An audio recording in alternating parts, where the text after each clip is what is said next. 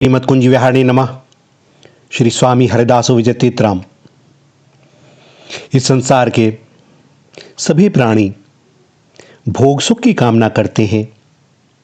हम सभी के मन सदा भोग लालसा से भरे रहते हैं। हम दिन रात इसी चिंता में रहते हैं कि कैसे शीघ्र हमारी भोग लालसा पूर्ण हो जाए। और इस भोग काम को लेकर ही हम सब इस जगत के प्राणी निरंतर दुख सागर में डूबते उतराते रहते हैं। यही भोग विलास की इच्छा, भोग काम की इच्छा हमारे ज्ञान को ढके रखती है और हम भूल से इस भोग लिप्सा को ही प्रेम मान लेते हैं। वस्तुतः प्रेम और काम में महान अंतर है। जैसे कांच और हीरा देखने में एक से दिखाई देते हैं, पर दोनों में बड़ा भेद होता है। काम से आत्मा का अधःपतन होता है और प्रेम से दिव्य भगवदानंद का दुर्लभ आस्वादन मिलता है। अतः काम तथा प्रेम परस्पर विरुद्ध हैं, विलोम हैं। हमारी कामना जब तक शरीर में केंद्रित होती है तब तक उसका नाम होता है काम, और जब वही कामना श्री कृष्ण में केंद्रित हो जाती है तब वही कामना प्रेम बन जाती है। ये अपनी इंद्रिय तृप्ति की इच्छा, भोग सुख कामना जिसकी जितनी कम होती है वह उतना ही महान है, उतना ही बड़ा है।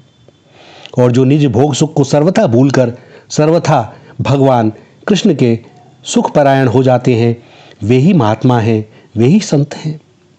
और जिनका आत्म सुख सदा सर्वदा श्री कृष्ण सुख में परिणित हो जाता है, उनको महापुरुषों के द्वारा भी वंदन किया जाता है और उनकी तुलना जगत में किसी से हो नहीं सकती। श्री गोपांगनाएं ऐसी ही कृष्ण सुख प्राणा और सहज कृष्ण सुख स्वभाव वाली थीं। वे सच्ची प्रेमिकाएं थीं। इसी से वे सब कुछ त्याग करके श्री कृष्ण का भजन करती थीं। जब तक मन में जरा भी लोक परलोक भोग मोक्ष आदि की कामना रहती है तब तक सबका त्याग हो नहीं सकता। गोपियों को तो अपने दुख का भी अंदाज नहीं होता, अनुभव नहीं होता, अनुसंधान नहीं है। उनका बड़े से बड़ा दुख भी यदि श्री कृष्ण के सुख का साधन है तो वो उनके लिए दुख भी ब्रह्मानंद से बढ़कर सुख स्वरूप है। श्री कृष्ण वृंदावन से कुछ ही दूर मथुरा में रहे, पर उनकी इच्छा के प्रतिकूल गोपियों के मन में कभी मथुरा जाकर श्री कृष्ण से मिलने की कल्पना तक उत्पन्न नहीं हुई। असह्य दुख में भी श्री कृष्ण सुख की कामना वे कैसे करती हैं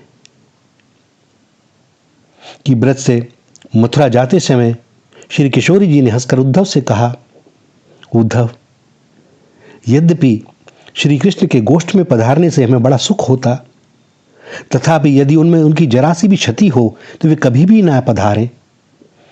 दूसरी ओर उनके मथुरा नगरी से यहाँ आने से यद्यपि हमें पीड़ा होती है, फिर भी यदि उनके चित्त में सुख का उदय होता है तो वे वहीं निवास करें।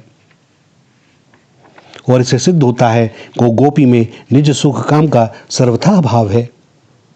कृष्ण सुख ही उनका स्वभाव है, कृष्ण सुख ही उनका जीवन है। श्री कृष्ण के प्रिय सखा ज्ञानियों में शिरोमणि श्री उद्धव जी को भगवान श्री कृष्ण ने ज्ञान संदेश के साथ गोकुल भेजा और वृंदावन में प्रवेश करते ही और गोपियों में संपर्क में आते ही श्री उद्धव जी की ज्ञान गठरी गोपियों की प्रेम गंगा में त्रोहित हो गई। वे सुध बुध खो बैठे, नयनों से निर्झर के समान प्रेमाश्रु प्रवाहित होने लगे। मन में एक ही भाव आया कि वृंदावन जैसी प्रेम स्थली में मुझे गुल्म लता वृक्ष अथवा पाषाण बनकर भी वास करना चाहिए, जिससे इन ब्रज देवियों की चरण धूलि मेरे ऊपर पड़े, मैं पवित्र हो जाऊं और यत्किंचित उसके फलस्वरूप प्रेम का आस्वादन कर सकूं। कहाँ फंसा हुआ था ब्रह्मा ब्रह्म परमात्मा को लेकर, कहाँ इनको उपदेश देने आया था। मेरा प्रायश्चित ही यही है। और सत्य कहा जाए तो आज भजन का मार्ग इन्हीं से मिला है। यही मेरे गुरु हैं, इन्होंने बताया है भजन क्या है, प्रेम क्या है। वह श्री कृष्ण जिन्हें मैं अपना सखा समझता था, जिनसे मैं कह करके आया था मैं समझा करके आऊंगा, तत्व की परिभाषा बता करके आऊंगा, श्री कृष्ण ने मुझ पर बड़ी कृपा करी जो मुझे यहां भेजा, और उससे ज्यादा इन्होंने मुझ पर कृपा करी कि मुझे तत्व ज्ञान बतला दिया। अब तक तो मैं गठरी लेके घूम रहा था, अब कुछ भी नहीं है,